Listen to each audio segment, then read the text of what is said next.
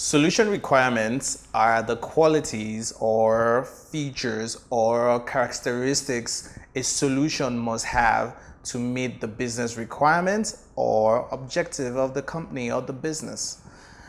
We can classify them into two categories, the first being functional requirements.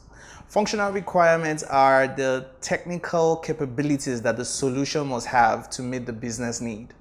So let's think about a customer service department, for example, a new customer service department. All right.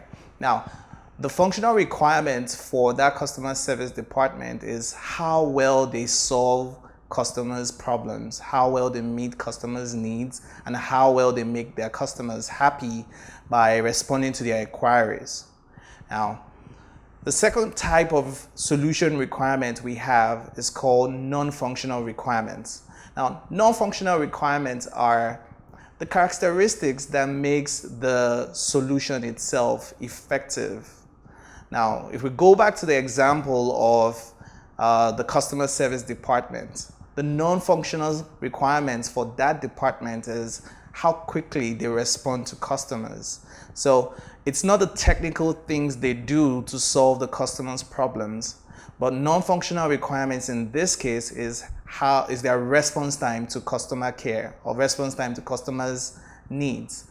That's non-functional requirements. Now, the interesting thing about non-functional requirements is that sometimes the stakeholders may not tell you those kind of characteristics that they need from the solution. Oftentimes you find out that stakeholders focus on the functional requirements, which are the technical things that they need from the solution, and not so much on the non-functional requirements. Now, it's the responsibility of the business analyst or the team responsible for the solution to try to elicit how fast they want the solution or how effective they want the solution. All of those things are non-functional requirements. So to help you understand it better, I will use some more examples. So let's think about a phone. The functional requirements for a phone are the technical things the phone can do. So the ability to make phone calls, receive phone calls, to surf the internet, to be able to take pictures and to be able to take notes. Pretty much all the technical things that a phone can do will qualify as the functional requirements. Now, let's think about the non-functional requirements, the things that make our phone usable. So things like battery life is part of non-functional requirements. Things like stability of the phone. If it keeps crashing every time you use it, you're not going to enjoy using that phone. That's non-functional requirements. Another functional requirement I can think of for a phone is portability. You want it small enough to fit in your pocket, or small enough to fit into your purse or into your bag. Imagine having a phone that's as big as a laptop. You probably wouldn't want to be taking it out frequently. So non-functional requirements are those other characteristics that may not be technical, but you need them to enjoy using the solution or to effectively use the solutions. I'm going to end with one more example. Let's think about a bank app. All right, a lot of us have bank apps on our phone.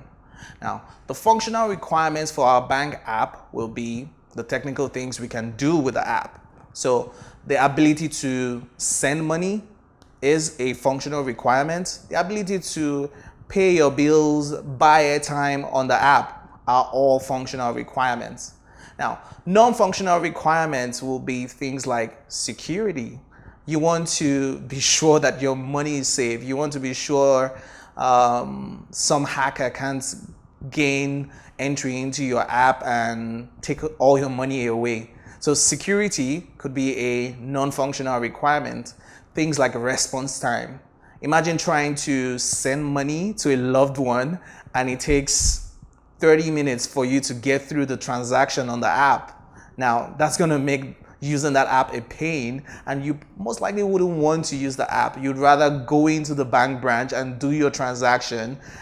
So response time for the application is another type of non-functional requirement. You also want stability.